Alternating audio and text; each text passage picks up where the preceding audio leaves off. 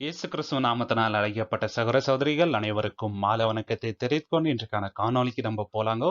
இன்றைக்கு நம்ம பார்க்க போகின்ற தலைப்பு என்னவென்றால், மரியாளை நாம் ஏன் வணங்கக்கூடாது என்பதற்கான 10 காரணங்கள். 10 reasons why we should not worship Mary. Roman Catholic சபையில முக்கியமா நம்ம பார்க்கும்போது, இயேசு கிறிஸ்துவுக்கு எந்த அளவுக்கு கனமகிமையை செலுத்துறாங்களோ அதே கனமகிமையை மரியாளுக்கும் தராங்க. இயேசு கிறிஸ்துவ எப்படி ஆராதிக்கிறாங்களோ அதே மாதிரி மரியாளையும் ஆராதிக்கிறாங்க. இந்த ஒரு வாரமா நம்ம பார்க்குறோம், தினந்தோறும் கொடியேத்துறது, நிறைய ஜெபங்கள் சொல்றது, அதிகாலையில காவி ட்ரெஸ் போட்டுட்டு சிவாஜி நகர் சர்ச்சுக்கு போறது, அது மட்டும் இல்லாம வேளாங்கண்ணிக்கு போயிட்டு மொட்டடிக்கிறாங்க. எந்த எண்ணத்துலன்னு பார்த்தீங்கன்னாக்கா, எந்த ஒரு வேண்டுதல் நினைத்து அவங்க மொட்டடிக்கிறாங்களோ அதை அவங்க நிறைவேற்றுவாங்கன்ற எண்ணத்துல பண்றாருங்க. இதை இவங்க தான் பண்றாங்கன்னு பார்த்தீங்கன்னாக்கா, ரோமன் கேத்தலிக் சபையிலேருந்து பிரிந்து போன ப்ராட்டஸ்டன்ட் சகோதர சகோதரிகளும் செய்கிறாங்க. இது வேதத்தின் அடிப்படையில் சரியா அப்படின்னு பார்க்கும்போது தப்புங்க. ஏன் தப்பு அப்படின்றதுக்கு 10 காரணங்கள்ல இந்த ஒரு காணொளியில நம்ம பார்க்க போறோங்க. முதலாவது காரணம் என்னன்னு பார்த்தீங்கன்னாக்கா, தேவனுக்கும் மனுஷனுக்கும் மத்தியஸ்தர் ஒருத்தர் தாங்க, இயேசு கிறிஸ்து ஒருவரே. இதுதான் பைபிள் சொல்கின்ற விஷயம். 1 தீமோத்தேயு 2ஆம் அதிகாரம் 5-6. தேவன் ஒருவரே, தேவனுக்கும் மனுஷனுக்கும் மத்தியஸ்தரும் ஒருவரே, எல்லாரையும் மீட்கும் பொருளாக தம்மை ஒப்பு கொடுத்த மனுஷனாகிய கிறிஸ்து இயேசு அவரே.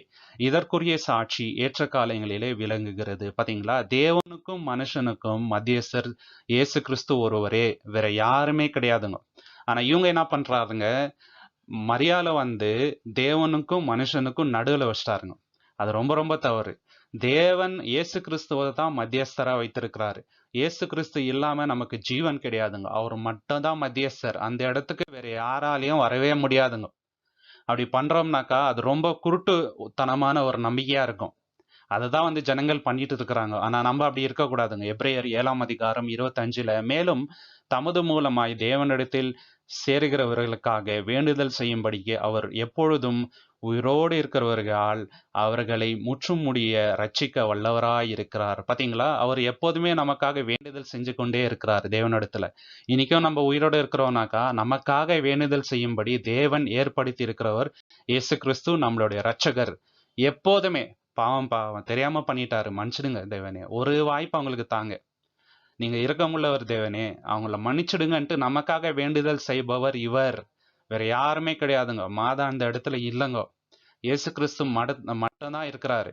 ரோமர் 8ஆம் அதிகாரம் 34 நம்ம வாசிக்கும் போது, ஆக்கினிக்குள்ளாக தீக்கிறவன் யார்? கிறிஸ்துவே மரித்தவர், அவரே எழுந்தும் இருக்கிறார், அவரே தேவனுடைய வலது பாரிசத்திலும் இருக்கிறவர், நமக்காக வேண்டுதல் செய்கிறவரும் அவரே. நம்மள குற்றம் சாட்டுறவர் யார்? சாத்தான் குற்றம் சாட்ட முடியுமா? முடியாது. ஏன்னா நமக்காக வேண்டுதல் செய்கிறவர் இயேசு கிறிஸ்து. அவர் தேவனுடைய வலது பாரிசத்திலே இருக்கிறார். வலது பாரிசத்துல சும்மா இருக்கிறாரா? இல்லைங்க, நமக்காக தினந்தோறும் வேண்டுதல் செய்கிறார். அதனாலதான் இந்த அளவுக்கு கிருபை நமக்கு வருது.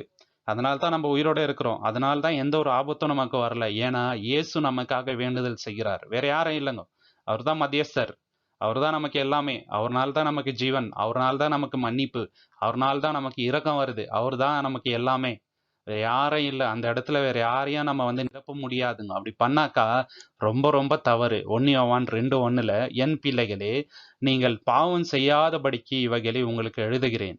ஒருவன் பாவம் செய்வானானால் நீதிபரராகிற இயேசு கிறிஸ்து நமக்காக பிதாவினிடத்தில் பரிந்து பேசுகிறாய் இருக்கிறார். பாத்தீங்களா, நீதிபரராகிற இயேசு கிறிஸ்து நமக்காக எப்போதுமே பரிந்து பேசுகிறார். நமக்கு ஒரு அட்வொகேட்டா இருக்கிறாருங்க, ஒரு வக்கீலா இருக்கிறாரு எப்போதுமே. அதனாலதான் இன்னைக்கும் நம்ம உயிரோட இருக்கிறோம். நமக்கு எந்த ஒரு ஆபத்தும் வரல. வேற யாரும் இல்லைங்க. மாதா அந்த இடத்துல இல்லை நமக்காக வேண்டுதல் செய்யறதுக்கு. நம்ம மாதாவே எங்களுக்காக வேண்டிக் கொள்ளுங்கனாக்கா அதுல எந்த ஒரு அர்த்தமும் இல்லை. ஏன்னா அவங்க இல்லைங்க அந்த இடத்துல நமக்காக வேண்டுதல் செய்யறதுக்கு. தேவன் ஏற்படுத்தி இருக்கிறது இயேசு கிறிஸ்து ஒருவரே. யோவான் 15ஆம் அதிகாரம் 16ல இயேசு கிறிஸ்துவ இதை சொல்றார் பாருங்க. நீங்கள் என்னை தெரிந்து கொள்ளவில்லை, நான் உங்களை தெரிந்து கொண்டேன். நீங்கள் என் நாமத்தினாலே பிதாவை கேட்டுக்கொள்வது எதுவோ அதை அவர் உங்களுக்கு கொடுக்கத்தக்கதாக நீங்கள் போய் கனி கொடுக்கும் படிக்கும், உங்கள் கனி நிலைத்திருக்கும் படிக்கும் நான் உங்களை ஏற்படுத்தினேன். பாத்தீங்களா, நான் தான் உங்களை தேர்ந்தெடுத்தேன், நீங்க என்ன தேர்ந்தெடுக்கல. நீங்க என் நாமத்துல எதை தேவனிடத்துல கேட்குறீங்களோ அதை அவர் உங்களுக்கு தருவாரு. என் நாமத்துல கேளுங்க. இது வரைக்கும் நீங்க கேட்டதில்லை, இனிமேல் என் நாமத்துல கேளுங்க. அப்படின்றாருங்க. அவர் நாமத்துல தான் நம்ம வந்து ஜெபம் செய்யணும். அவர் தான் நமக்கு மத்தியஸ்தர். தேவனுக்கும் மனுஷனுக்கும் நடுவுல இருக்கிறது அவர் தான். வேற யாருமே இல்ல, யாரும் வரவும் முடியாது. அவர் ஒருவரே எப்போதுமே அவர் மட்டும் தான் இருப்பாரு. இதை நம்ம மறந்துடவே கூடாதுங்க. சரிங்களா? மாதா அந்த இடத்துல இல்லைங்க. அடுத்து நம்ம வந்து தேவனை தவிர வேற யாரையும் ஆராதிக்க கூடாது. வேதத்தின் அடிப்படையில தேவன் ஒருவரே, தேவன் மட்டுமே நம்ம வந்து ஆராதிக்கணும். முழு இதயத்தோட ஆராதிக்கணும், முழு பலத்தோட, முழு ஆத்மாவோட நம்ம வந்து ஆராதிக்கணும். தேவனை மட்டும்தான் ஆராதிக்கணும் அப்படின்ட்டு இயேசு கிறிஸ்துவே சொல்றாரு பாருங்க. இயேசு கிறிஸ்து 40 நாள் அந்த உபவாசம் இருக்கும்போது சாத்தான் வந்து சோதிக்கிறான். என்ன பண்றான்? நீ என் காலில் விழு, இந்த எல்லா ராஜ்யத்தையும் நான் உங்களுக்கு தரேன் அப்படின்ட்டு இயேசுவை பார்த்து சொல்லும் போது அப்ப இந்த வார்த்தையை சொல்றாரு பாருங்க. இயேசு அவனுக்கு பிரதியுத்தரமாக, எனக்கு பின்னே போ சாத்தானே, உன் தேவனாகிய கர்த்தரை பணிந்து கொண்டு அவர் ஒருவருக்கே ஆராதனை செய்வாயாக என்று எழுதியிருக்கிறது என்றார். பாத்தீங்களா? பின்னே போ சாத்தானே, தேவனை தவிர வேற யாரையும் நான் ஆராதிக்க மாட்டேன். தேவனை ஒருத்தரை தான் நம்ம வந்து ஆராதிக்கணும், வேற யாரையும் ஆராதிக்க கூடாது. ஆனா இன்னைக்கு நீங்க பாத்தீங்கன்னாக்கா ரொம்ப பிரதிஷ்டையா என்ன பண்றாங்க, மாதாவை முன்னிலையில வைத்து பாடுறது, துதிக்கிறது, ஆராதிக்கிறது, ஜெபம் பண்றது தேவனுக்கு அருவருப்பான காரியங்க இது. அந்த இடத்துல வேற யாரையும் வச்சு நம்ம வந்து ஆராதனை செய்யவே கூடாது.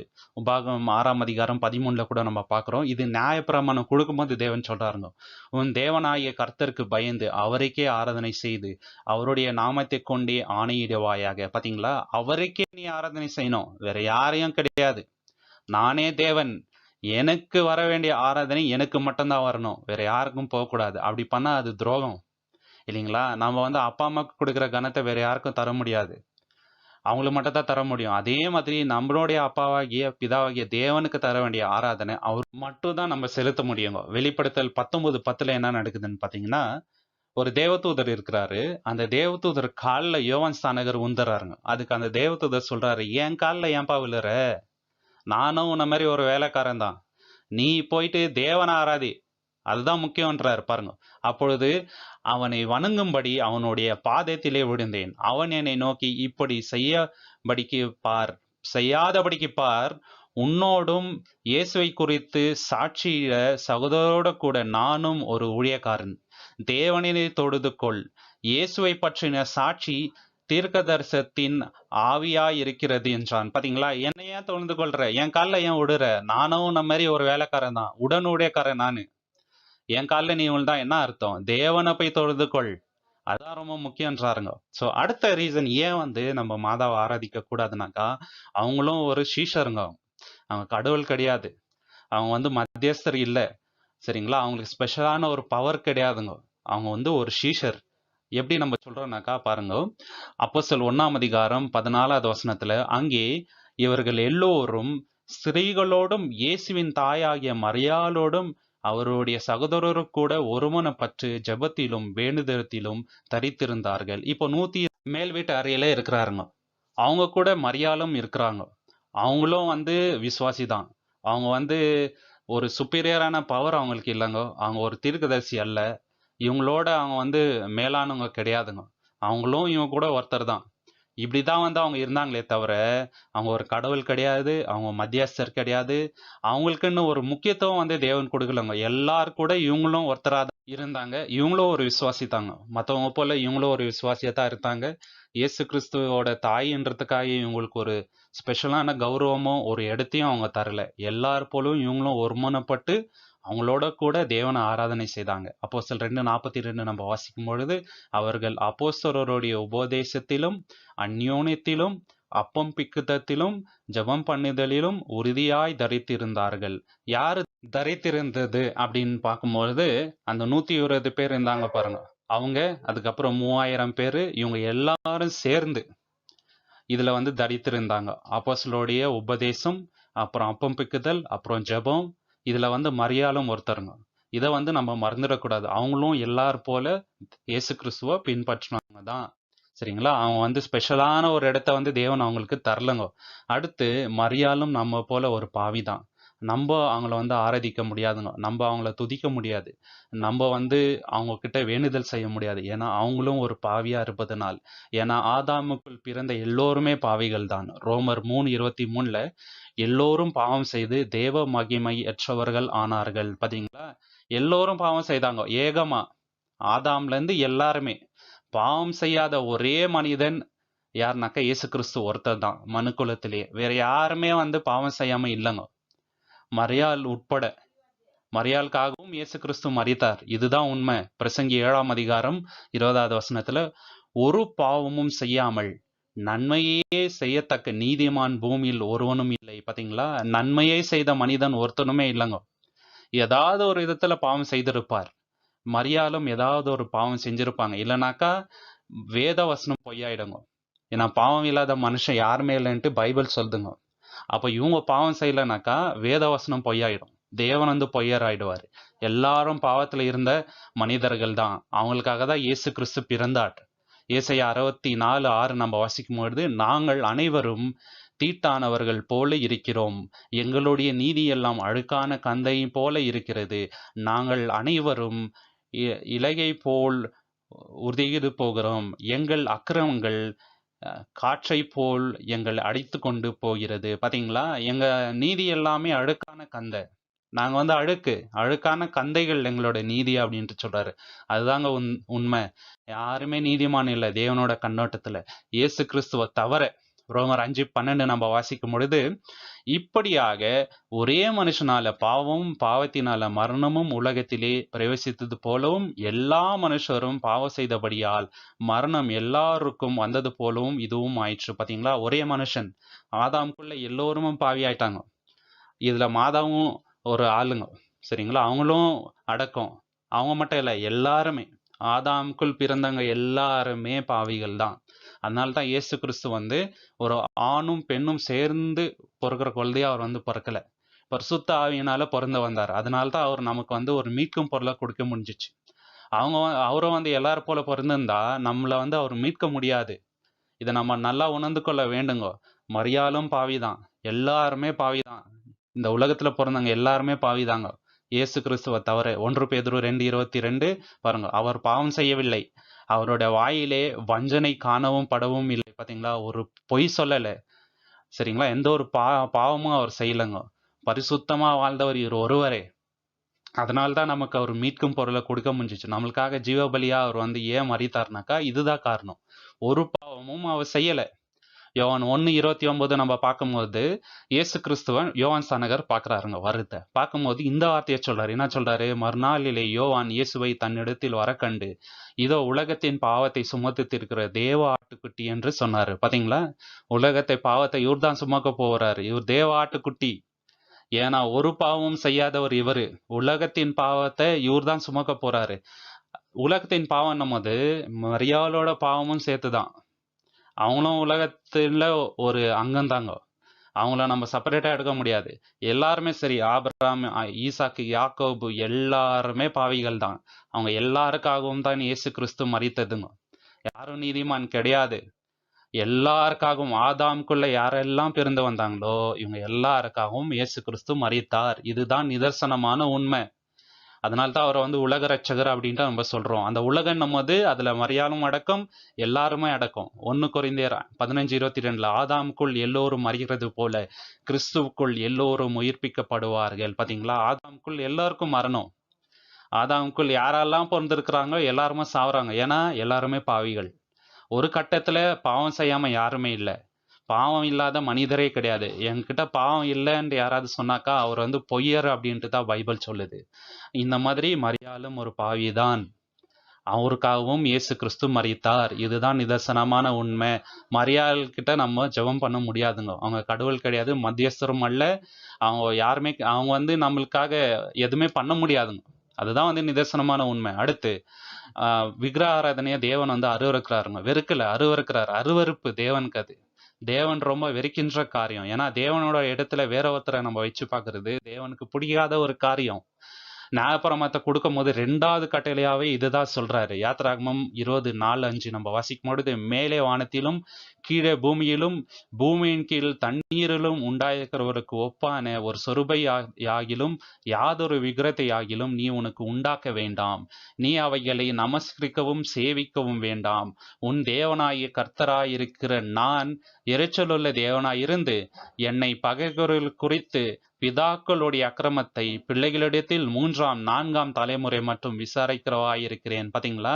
நீ ஒரு சொரூபத்துல நீ பண்ணவே கூடாது. வானத்திலும் பூமியிலும் தண்ணியில் இருக்கிற எதுலனாலும் நீ ஒரு சொரூபத்தையும் பண்ணக்கூடாது, நமஸ்கரிக்க கூடாது, வணங்கக்கூடாது, எதுவுமே நீ பண்ணக்கூடாது. ஆனா என்ன பண்றாங்க? மாதா சிலை வச்சுட்டு அதை கும்பிடுறது, காலில் உயர்த்து, முத்த கொடுக்கறது, என்னென்னவோ பண்றாருங்க. அது புடவை சாத்துறது, மாலை அணிவிக்கிறது, என்னென்னவோ பண்றாங்க. கடவுளோட ஸ்தானத்துல வச்சிருக்கிறாங்க. தேவனுக்கு அது அருவருப்பு. 2ஆம் கட்டளைங்க நியாயப்பிரமாணத்துல 2வது கட்டளை இதுதான். உபாகமம் 4:16-19 நம்ம வாசிக்கும் போது, ஆகையால் நீங்கள் உங்களை கெடுத்துக்கொண்டு, பாத்தீங்களா? கெடுத்து கொள்ளாதீங்க. உங்களே நீங்க ஏன் கெட்டு வைக்கிறீங்க? ரொம்ப அருவருப்பான காரியம் நீங்க பண்ணாதீங்க. என்னெல்லாம் பண்ணாதன்னு சொல்றாரு பாருங்க. ஆண் உருவம் பெண் உருவம், பாத்தீங்களா? ஒரு ஆணை போல ஒரு உருவத்தை பண்றது, பெண்ணை போல ஒரு உருவத்தை பண்றது. இப்ப மாதாவை நீங்க பாத்தீங்கன்னாக்கா யாரும் பார்த்தது இல்லைங்க, அதுதான் உண்மை. ஆனா அவங்களை நீங்க பாத்தீங்கன்னாக்கா ஒரு வித்தியாசமான உருவம் ஒன்று பண்றாருங்க. பார்க்கறதுக்கே ரொம்ப அழகா இருக்கிற மாதிரி ஒரு பொம்மை மாதிரி பண்றாங்க, ஒரு தேவதை மாதிரி பண்றாருங்க.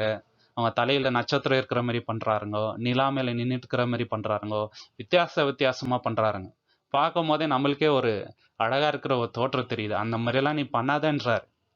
பூமியில் இருக்கிற யாதொரு மிருகத்தின் உருவம், ஆகாயத்தில் பறக்கிற செட்டை உள்ள யாதொரு பட்சியின் உருவம், பூமியில் உள்ள யாதொரு ஊரும் பிராணிகளின் உருவம், பூமியின் கீழ் தண்ணீரில் உள்ள யாதொரு மச்சங்களின் உருவம் ஆகிற இவைகளில் யாதொரு உருவம் ஒப்பான விக்கிரகத்தை உங்களுக்கு ஆக்காதபடிக்கு உங்கள் கண்களை வானத்துக்கு ஏறெடுத்து உங்கள் தேவனாகிய கர்த்தர் வானத்தின் கீழெங்கும் இருக்கிற எல்லா ஜனங்களுக்கும் ஏற்படுத்தின வானத்தின் சர்வ சேனை சுகந்திர சூரியனின் நட்சத்திரையை நோக்கி அவைகளை தொழுது சேவிக்க இணங்காதபடிக்கும் உங்கள் ஆத்துமாக்களை குறித்து மிகவும் எச்சரிக்கையாயிருங்கள். பாத்தீங்களா? ஆணை போல, பெண்ணை போல, மிருகத்தை போல, வானத்துல இருக்கிற சூரியன், சந்திரன் இதெல்லாம் கும்பிடுறாங்க இன்னைக்கு.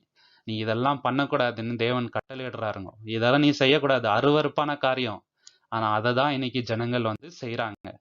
ஏசாயா 42:8 என்ன சொல்றாரு பாருங்க, நான் கர்த்தர், இது என் நாமம், என் மகிமையை வேறொருவனுக்கும் என் துதியை விக்கிரங்களுக்கும் கொடேன். பாத்தீங்களா?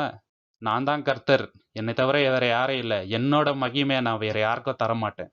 என்னோட மகிமை எனக்கு தான் வரணும், என்னோட துதி எனக்கு தான் வரணும். ஒரு சிலையை நீ உருவாக்கிட்டு அதுக்கு போய் நீ துதிச்சனாக்கா உன்னை போல முட்டாள் யாரும் இல்லைன்றாரு.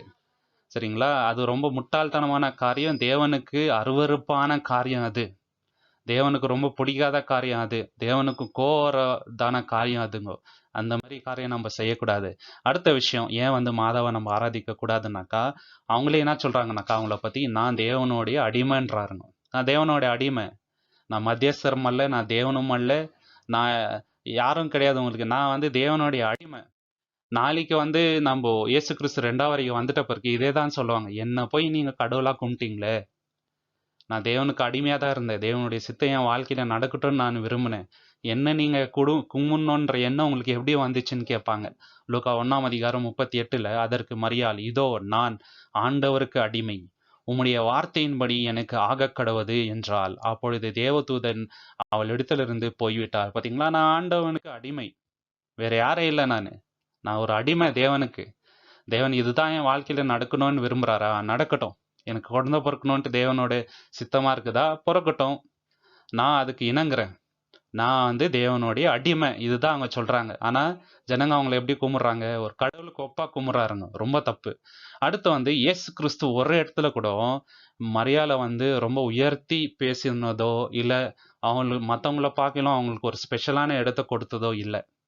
அவர் எப்படி அவங்கள நடத்தினாருன்ட்டு சில வசனங்கள் பார்க்கலாங்க. ஒரு அம்மான்ற அந்த ஒரு கனத்தை கொடுத்தாரே தவிர அவங்கள மற்றவங்களோட ரொம்ப உயர்ந்த ஸ்தானத்துல அவர் வைக்கவே இல்லைங்க, எந்த இடத்துல கூட.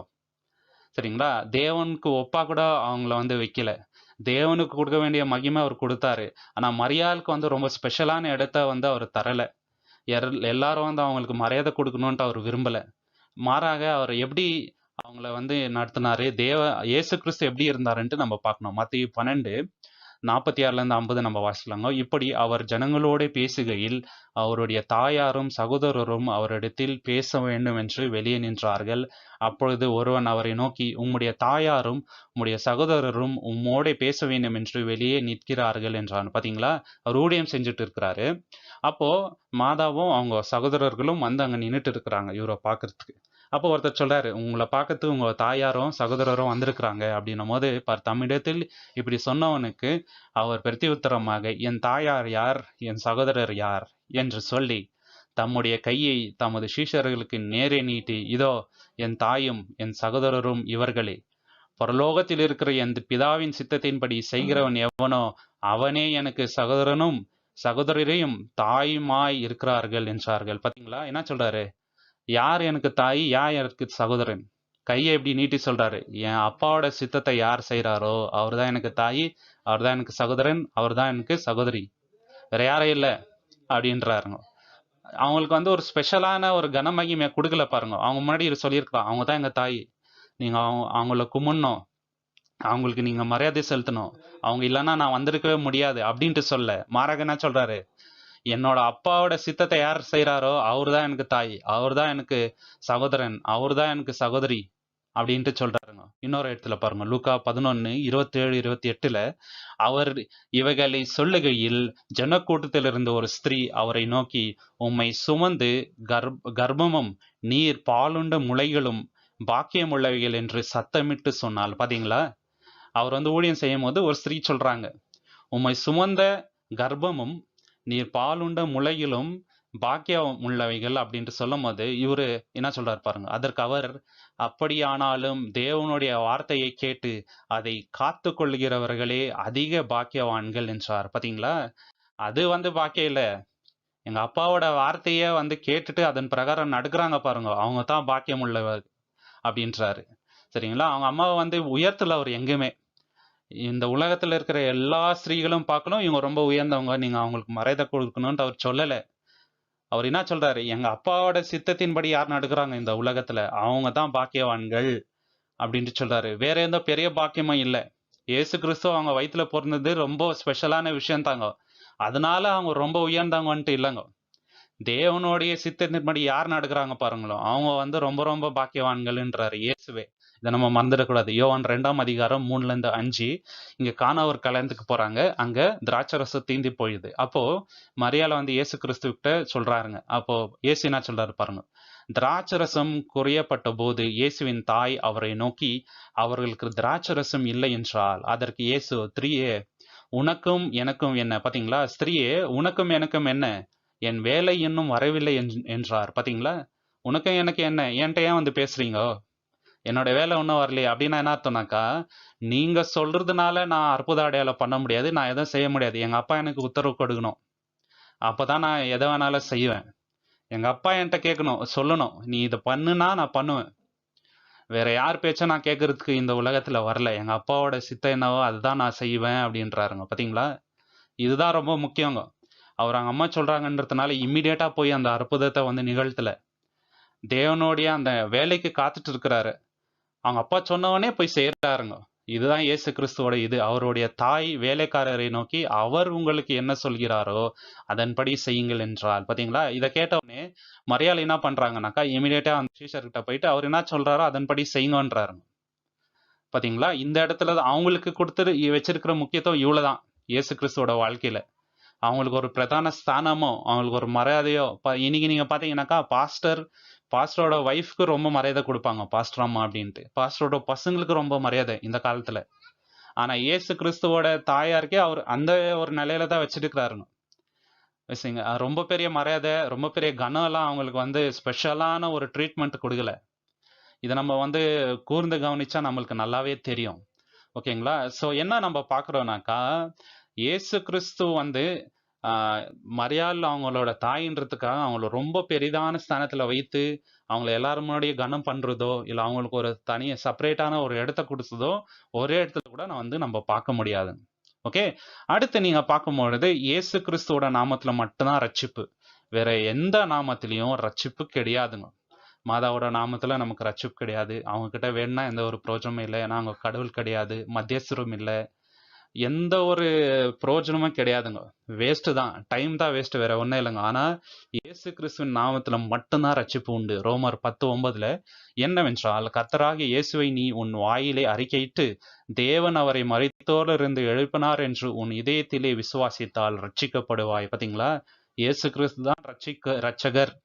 அவரால் தான் நம்ம ரட்சிக்கப்பட்டிருக்கிறோன்ட்டு வாயில அறிக்கையிட்டு அவரை ரட்சகர்ன்ட்டு ஒத்துக்கினா போதும், அன்னைக்கு நம்மளுக்கு ரட்சிப்பு கிடைக்கும். வேற எந்த நாமத்திலே கிடையாதுங்க. அப்போஸ்தலர் 4:21 நம்ம வாசிக்கும் போது, அவரால் அன்றி வேறொராலும் ரட்சிப்பு இல்லை, நாம் ரட்சிக்கப்படும்படிக்கு வானத்தின் கீழெங்கும் மனுஷருக்குள்ளே அவருடைய நாமம் அல்லாமல் வேறொரு நாமம் கட்டளையிடப்படவும் இல்லை என்றான். பாத்தீங்களா? இயேசு கிறிஸ்துவ நாமம் அல்லாமல் வேற ஒரு நாமத்துல ரட்சிப்பு கிடையாது. அது மாதாவோட நாமத்திலையும் இல்ல, வேற எந்த ஒரு தீர்க்கதரிசி நாமத்திலையும் இல்ல, எந்த ஒரு நாமத்திலையும் அல்ல. வெறும் இயேசு கிறிஸ்து நாமத்துல மட்டும்தான் ரட்சிப்புன்ட்டு பேதுரு உறுதியா சொல்றாருங்க. ரோமர் 10:13 கூட நம்ம பாக்குறோம். ஆதலால் கர்த்தருடைய நாமத்தை தொழுது கொள்கிற எவனும் ரட்சிக்கப்படுவான். பாத்தீங்களா? இயேசு கிறிஸ்துவ நாமத்தை யார் தொழுது கொள்றாங்களோ அவங்களுக்கு மட்டும்தான் ரட்சிப்பு, வேற யாருக்கே இல்லைங்க, வேற யாருக்கு கிடையாது. அதை விட்டுட்டு மாதாவே எங்களுக்காக வேண்டிக் கொள்ளுங்க அப்படின்ட்டு நம்ம சொன்னோம்னாக்கா எந்த ஒரு பிரயோஜனமும் அதுல கிடையவே கிடையாதுங்க. அடுத்து மாதா ஒரு கன்னிகை கிடையாதுங்க. ஐ மீன் இயேசு கிறிஸ்து பிறக்கிற வரைக்கும் அவங்க கன்னிகையா இருந்தாங்க. அதுக்கப்புறம் அவங்களுக்கு நிறைய பிள்ளைகள் பிறக்கிறது. இதை ரோமன் கேத்தலிக்கல் சகோதர சகோதரி ஒத்துக்கவே மாட்டாங்க. ஆனா பைபிள் தெளிவா சொல்லுது, அவங்க நித்திய கன்னிகையா இல்லை. இனி கூட ஜெபம் பண்ணும்போது பாருங்க, அவங்க கன்னிகையே அப்படின்ட்டு ஜெபம் பண்ணுவாங்க. கன்னிகையே கன்னிகைன்னு பாட்டு, ரொம்ப ரொம்ப பாட்டு, ஜெபம் பண்றது, இதெல்லாம் இருக்குது. ஆனா வேதம் தெளிவான சொல்லுது, இயேசு கிறிஸ்து பிறந்ததுக்கு அப்புறம் அவங்க கன்னிகையா வாழல, கன்னிகையா மரிக்கல. சரிங்களா? அவங்களுக்கு நிறைய பிள்ளைகள் பிறந்தது. எல்லா ஸ்திரீகளும் போலவும் அவங்களும் இருந்தாங்க. அதுக்கப்புறம் மார்க் 6:3 வசனத்துல, இவன் தச்சன் அல்லவா, மரியாளுடைய குமாரன் அல்லவா, யாக்கோபு, யோசே, யூதா, சீமான் என்பவர்களுக்கு சகோதரன் அல்லவா. பாத்தீங்களா? 4 பேரோட பேர் இங்க பாக்குறோங்க. யாக்கோபு, யோசே, யூதா, சீமோன், இவங்க 4 பேரும் இயேசு கிறிஸ்துவோட சகோதரர்கள். அதுக்கப்புறம் பிறகுது பசங்க அவங்களுக்கு. சரிங்களா? தெளிவா இருக்குது வசனம். இன்னொரு வசனம் கூட நம்ம பார்க்கலாங்க. மத்தேயு 13:55 இவன் தச்சனுடைய குமாரன் அல்லவா, இவன் தாய் மரியாள் என்பவள் அல்லவா, யாக்கோபு, யோசே, சீமோன், யூதா என்பவர்கள் இவனுக்கு சகோதரர் அல்லவா. தெளிவா சொல்றாங்க அங்க இருக்கிற ஜனங்கள். இவ்வளோ நல்ல ஊழியம் செய்யறாரு, இவர் வெறும் தச்சன் அல்லவா, தச்சனோட குமாரன் இவரு, இந்த அளவுக்கு ஞானம் எப்படி வந்துச்சு?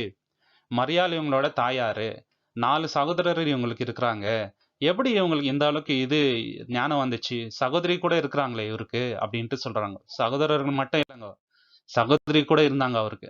எவ்வளவு பேர் இருந்தாங்கன்ட்டு லிஸ்ட் இல்ல சகோதரியோட பேரு. ஆனா சகோதரர்களோட பேர் மென்ஷன் ஆயிருக்குது பைபிள்ல. மத்தேயு 12:46 ஆல்ரெடி நம்ம பார்த்தோம். அவர் ஊழியம் செய்யும் போது அவரோட அம்மாவும் சகோதரர்களும் அவரை பார்க்க வராங்க. இதை நம்ம ஆல்ரெடி பார்த்துட்டோம். அதுக்கப்புறம் யோவான் 2:12 என்ன நடக்குதுனாக்கா, கானா ஊர் கல்யாணத்துல அவர் அந்த அற்புதம் செய்யறாரு இல்லையா. அதுக்கப்புறம் மாதாவும் அவங்க கூட இருந்த சகோதரர்கள், இயேசுவோட சகோதரர்கள் எல்லாரும் சேர்ந்து கப்பர்நவு பட்டணத்துக்கு போறாங்க. யோவான் 2:12 அதன் பின்பு அவரும் அவருடைய தாயாரும் அவருடைய சகோதரரும் அவருடைய சீஷரும் கப்பர்நவுமுக்கு போய் அங்கே சில நாள் தங்கினார்கள். பாத்தீங்களா? கப்பர்நவும் பட்டணத்துக்கு போறாங்க. யாரு? சீஷர், அவரோட தாய் மற்றும் அவரோட சகோதரர்கள் எல்லாரும் சேர்ந்து கப்பர்நவு பட்டணத்துக்கு போறாங்க. பாத்தீங்களா? யோவான் 7:3-5 நம்ம வாசிக்கும் பொழுது அவரோட சகோதரர்கள் அவரை விசுவாசிக்கலாங்க. அவர் தேவனுடைய குமாரன், அவர் மெஸ்ஸையா என்பதை அவர் விசுவாசிக்கல. மாறாக அவரை ரொம்ப மனச காயப்படுத்துற மாதிரி பேசுறாங்க. பாருங்க 3-5. அப்பொழுது அவருடைய சகோதரர் அவரை நோக்கி, நீ செய்கிற கிரியைகளை உம்முடைய சீஷர்களும் பார்க்கும்படி இவ்விடம் விட்டு யூதேயாவுக்கு போம். பிரபலமாயிருக்கிற விரும்புகிற எவனும் அந்தரங்கத்திலே ஒன்றையும் செய்ய மாட்டான். நீர் இப்படிப்பட்டவைகளை செய்தால் உலகத்துக்கு உம்மை வெளிப்படுத்தும் என்றார்கள். அவருடைய சகோதரரும் அவரை விசுவாசிக்காதபடியால் இப்படி சொன்னார்கள். பாத்தீங்களா? நீ ஃபேமஸ் ஆகணும்னு நினைச்சா யூதேயாக்கு போயிட்டு உன்னோட அற்புத அடையாளத்தெல்லாம் செய்ய, அப்போ ஜனங்க உன்னை விசுவாசிக்குவாங்க. இது அவர் மேல இருந்த நம்பிக்கையில சொல்லுங்க. அவரை விசுவாசிக்காதபடினால அவரை சொல்றாருங்க. சரிங்களா? சர்க்காஸ்டிக்கா சொல்றாங்க. பாத்தீங்களா எப்படி இருந்தாங்க அவங்களோட சகோதரர்கள்? அடுத்து ஏன் மாதாவை நம்ம கும்பிடக்கூடாதுன்னு பாத்தீங்கன்னாக்கா, அப்போஸ்தலர் எல்லாருமே இயேசு கிறிஸ்துவின் நாமத்துல தான் ஜெபம் பண்ணாங்களே தவிர மாதாவின் நாமத்துல ஜெபிக்கல. மாதாவே எங்களை வேண்டிக் கொள்ளும் அப்படின்ட்டு அவங்க வந்து ஒரு காலமும் சொல்ல. பவுல் எப்படி ஜெபம் பண்றாரு பாருங்க. ரோமர் 16:25-27 நம்ம வாசிக்கும் பொழுது, தாம் ஒருவரே ஞானம் உள்ளவராய் இருக்கிற தேவனுக்கு இயேசு கிறிஸ்துவின் மூலமாய் என்றென்றைக்கும் மகிமையும் உண்டாவதாக. ஆமேன். பாத்தீங்களா? இயேசு கிறிஸ்துவின் நாமத்தினால் தேவனுக்கு மகிமை உண்டாவதாக. ஆமேன் அப்படின்ட்டு சொல்றாருங்க. இயேசு கிறிஸ்துவின் நாமத்தினால் தேவனை வந்து மகிமைப்படுத்தினாரு, ஜெபம் பண்ணாரு. 2 கொரிந்தியர் 2:14 கூட, கிறிஸ்துவுக்குள் எப்பொழுதும் எங்களை வெற்றி சிறக்க பண்ணி எல்லா இடங்களிலேயும் எங்களை கொண்டு அவரை அறிவிக்கிற அறிவின் வாசனையை வெளிப்படுத்துகிற தேவனுக்கு ஸ்தோத்திரம். பாத்தீங்களா? இயேசு கிறிஸ்துவின் நாமத்தினால தேவனுக்கு ஸ்தோத்திரம்ட்டு பவுல் சொல்றாரு. மாதாவோட நாமத்தை இங்க ஒரு இடத்துல கூட சொல்ல. பவுல் மட்டும் இல்லைங்க, பேதுரு, அப்புறம் யூதா, யாக்கோபு யாருமே வந்து மாதாவின் நாமத்துல ஜெபம் பண்ணல. அப்புறம் எப்படி நம்ம பண்ணலாம்? ரொம்ப தவறு இல்லையா? அப்போஸ்தலர் 3:6 அப்பொழுது பேதுரு, வெள்ளியும் பொன்னும் என்னிடத்தில் இல்லை, என்னிடத்தில் இருக்கிறதை உனக்கு தருகிறேன், நசரேயனாகிய இயேசு கிறிஸ்துவின் நாமத்திலே நீ எழுந்து நட அப்படின்ட்டு சொல்லிட்டாரு. அங்க ஒருத்தர் முடவர் இருக்கிறாரு, என்கிட்ட வெள்ளியும் பொண்ணு இல்லப்பா, இயேசுவின் நாமத்தினால ஏஞ்சி நடுன்னவனே ஏஞ்சி நந்துட்டாரு அவரு. பாத்தீங்களா? அங்கேயும் மாதாவின் பேர்ல ஒரு ஜெபம் பண்ணல. அப்புறம் 2 யோவான் 1:3 பிதாவாகிய தேவனாலும் பிதாவின் குமாரனாய் இருக்கிற கர்த்தராகிய இயேசு கிறிஸ்துவினாலும் கிருபையும் இரக்கமும் சமாதானமும் சத்தியத்தோடும் அன்போட கூட உங்களோட இருப்பதாக. பாத்தீங்களா? தேவனும் தேவனோட குமாரனாகிய இயேசு கிறிஸ்து மூலயமா உங்களுக்கு சமாதானம் வரட்டும் அப்படின்றாங்க. இதுதான் வந்து அவங்க ஜெபம் செய்த முறை. இப்ப உலகத்தார் பண்றது வந்து வேதத்துக்கு புறம்பாய் இருக்கிற விஷயம். மாதாவை கும்பிடுறது தேவனுக்கு அருவருப்பான விஷயங்க. சரிங்களா? மாதா வந்து ஒரு அருமையான ஸ்திரீ, தெய்வ பக்தியுள்ள ஒரு ஸ்திரீ. இதெல்லாம் உண்மை. அவங்க கிட்ட நிறைய நல்ல விஷயங்கள் நம்ம கத்துக்கலாம். ஆனா அவங்க வந்து நம்மளை போல ஒரு மனிதர் தான். சரிங்களா? அவங்க கிட்ட நல்ல விஷயங்களை நம்ம கத்துக்கலாமே தவிர அவங்கள நம்ம வர்ஷிப் பண்ணக்கூடாது, அவங்களோட நாமத்துல நம்ம ஜெபம் பண்ணக்கூடாது. தேவனுக்கு பிடிக்காத காரியம். சரிங்களா? இதை வந்து தேவன் கொடுத்த வசனங்கள். தேவன் தாமே இந்த வசனங்களை ஆசீர்வதிப்பாராக. உங்களுக்கு இந்த வீடியோ பிடிச்சிருந்தா லைக் பண்ணுங்க, ஷேர் பண்ணுங்க, சப்ஸ்கிரைப் பண்ணுங்க. கூடிய சீக்கிரம் இன்னொரு காணொலியில தேவனுடைய சித்தம் இருந்தால் நம்ம எல்லோருமே சந்திக்கலாம். தேவனோட நாமத்துக்கு மகிமை உண்டாவதாக. ஆமேன். Thank you so much.